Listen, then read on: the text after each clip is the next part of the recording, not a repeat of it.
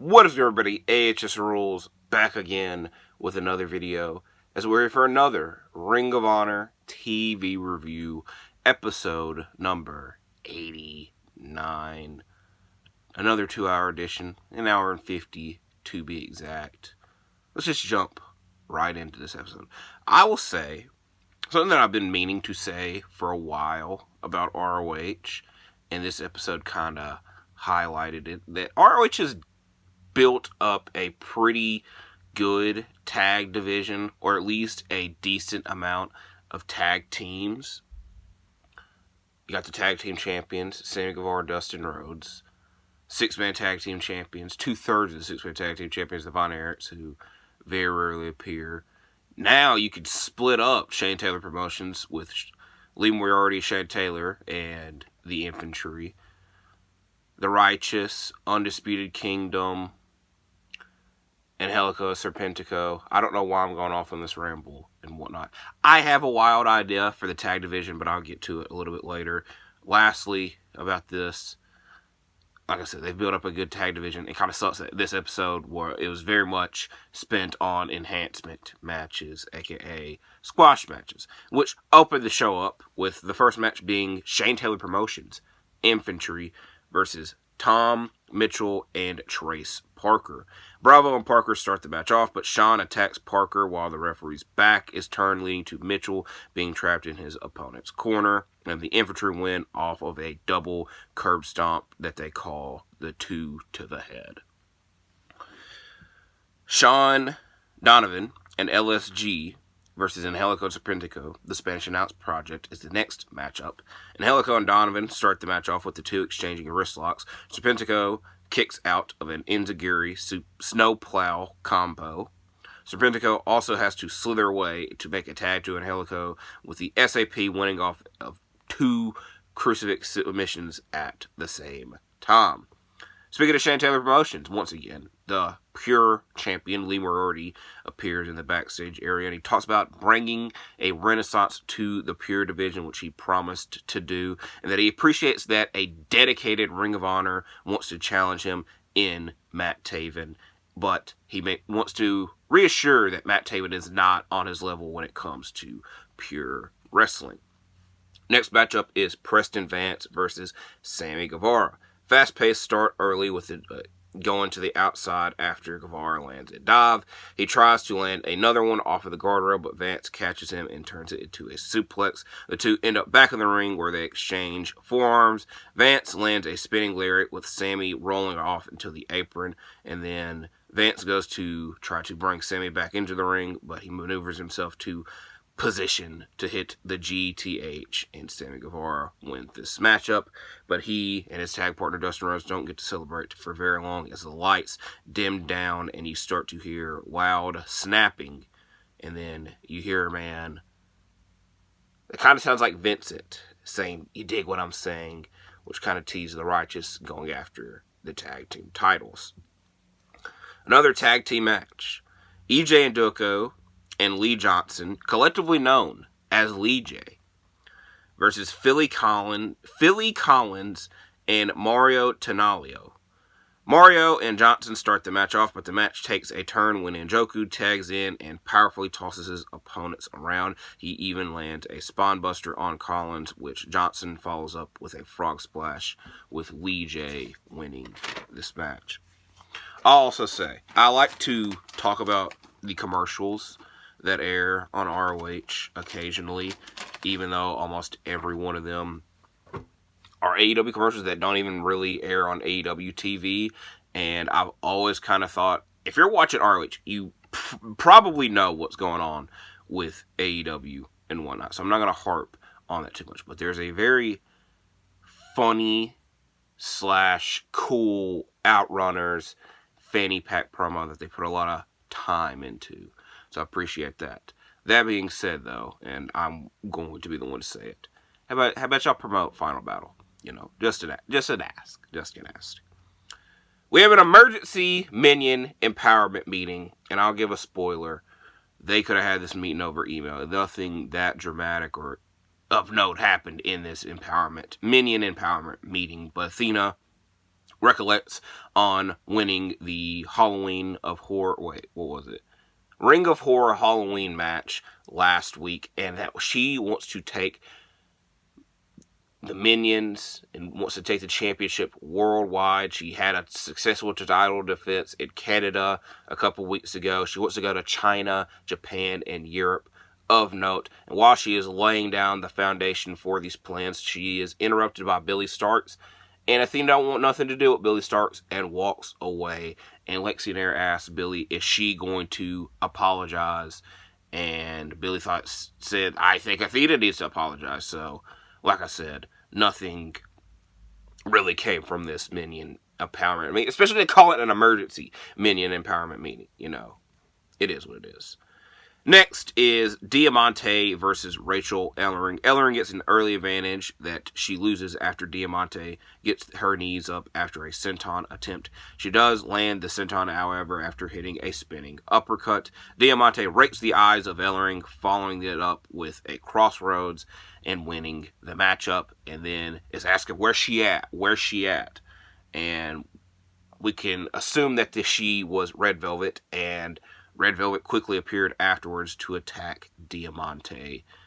I'm still very upset about that finish to that women's TV title match a couple weeks ago with these two, but I imagine they will redeem. I can say that if the two had / have another match, it's probably going to already be better than the first match, mainly if they just have a straight up clean finish, you know, but time will tell with that. Next matchup is Layla Hirsch versus a top name that has appeared on Ring of Honor, Tina San Antonio. When I mean top name, I mean literally, because some of these names are difficult to say or unmemorable. This one seems very memorable. Hirsch starts the match off with some. This is also, you know, not slouch, but Hirsch is her first match since Death Before Dishonor, that great match that she had with Diamante, and she got injured in the match, dislocating her elbow off of the finish. But this is her first match back since then, and she starts the match off with some takedowns and slows the match down, and then, like the last match, Tina San Antonio rakes the eyes of Layla Hirsch, but can't really take advantage of it after she misses an elbow drop, and this puts her into perfect position for Hirsch to hit a running knee, and Hirsch wins. Matt Taven has a promo responding to Lee Moriarty, I guess the rest of the wrestling world, because he says that everyone that cuts a promo and gets in front of a camera, they provide their opinion, and he's different from all of them because he's going to provide facts. And the one thing that really bothers him is that he keeps looking at this puzzle that he has, and there's one piece that is missing, and that is the Pure Championship, and that is why he is aiming to go for that championship, because he's held every championship in Ring of Honor besides the Pure title. So I'm trying to think. I believe that Jay Lethal is in the same boat as well, except he has not been the 6-man tag team champ, because there's definitely World TV tag team. He hasn't been the 6-man like I just said, and I'm fairly certain he was Pure champion at one point. So Jay Lethal is in that same boat, but I don't see him come back. I wouldn't mind seeing Jay Lethal on ROH TV anytime soon, but just want to throw that out there. Next matchup is Aaron Solo versus Tomohiro Ishii. Prior to the match, they did highlight Ishii's Fight Without Honor 6-man tag that happened on Dynamite that the conglomeration defeated the Learning Tree in. Shoulder bumps and forearms start the match between the two. Ishii traps Solo in the corner to land some chops and forearms in a bit of a violent party. Solo attempts a spinning kick but gets caught into a suplex. He then lands a foot stomp off of the top rope for a 2 count. Ishii lands a powerful headbutt and lariat that I thought would be the end of the match, but was only a 2 count, but was not a 2 count. It was a brain buster, because that provided a 3 count and a Tomohiro Ishii win.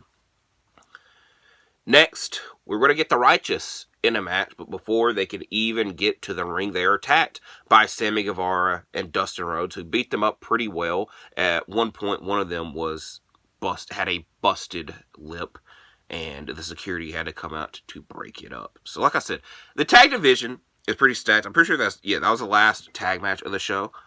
Wild suggestion, because I have been thinking it. How about we bring Tag Wars back? Just a suggestion. Next match is Nick Wayne versus Ryan Clancy, which I will give props. Ryan Clancy had a pretty good performance here. A good way to describe this match is chain wrestling by Clancy with occasional taunting by Wayne. Clancy hits a leapfrog at a crossbody that gives him some momentum. He keeps the momentum up with some roll-ups, but Wayne pushes the referee into the ropes while Clancy is on the top rope, setting Clancy up to be hit with the Wayne's World in a Nick Wayne win as he needs momentum for his collision matchup with AR Fox this weekend. Shane Taylor Promotions are in the locker room area with some security guards, the same ones that broke up the Righteous beat down. And they ask, hey, do y'all know where Dustin Rhodes is? And none of them say anything. And Shane Taylor Promotions attack the security guards because of it. And Shane Taylor Promotions issues a warning to Dustin Rhodes that he has stolen property, and that is the Tag Team Championships. And this leads I'm not going to say awkwardly, but I definitely was not expecting it, to our retro match of the week. I didn't really expect us to have one, but because it was like the episode was lowering in time, and I was like, wow, they're squeezing this in.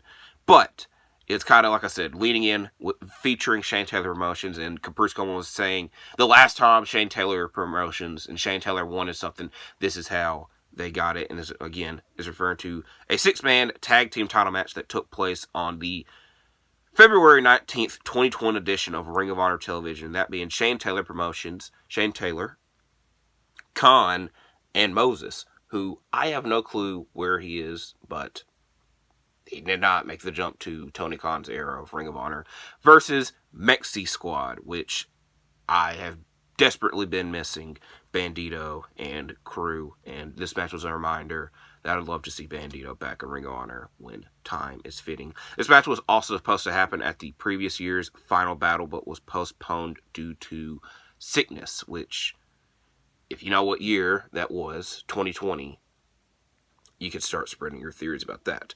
Shane Taylor Promotions attack after the bell rings and take the match to the outside, with the first two legal competitors being Flamita and Khan.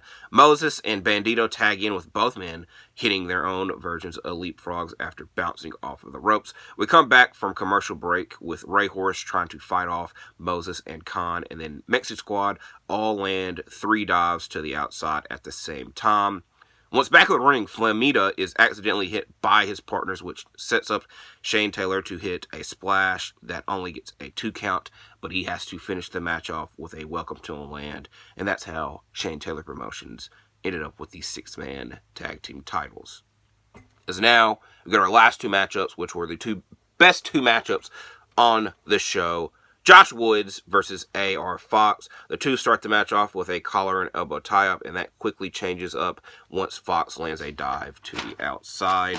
Once back in the ring, Woods tries to keep the match on a grounded approach and targets Fox's neck. Fox fights back after landing a pop-up kick and a swanton bomb for a 2 count. Both men attempt a suplex, with the fighting ending up with him back on the outside. Fox hits a springboard. His springboard gets stopped with Woods landing a knee. Fox reverses a top rope suplex attempt, with him following up with a cutter, Spicoli driver, and 450 splash to win the matchup in preparation for his match with Nick Wayne on Collision, which Nick Wayne wanted to get that match started early because he attacked Fox after the matchup. So now we get to our main event, The Butcher versus Katsuyori Shibata.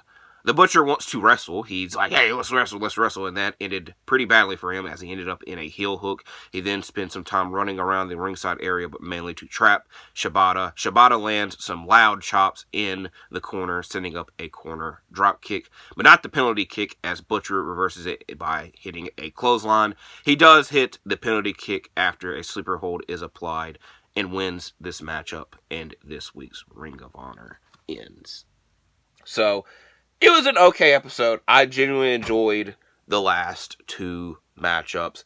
I'm not going to provide my usual banter and awkward endings because I desperately need to go to the bathroom. So I did appreciate y'all for watching this video.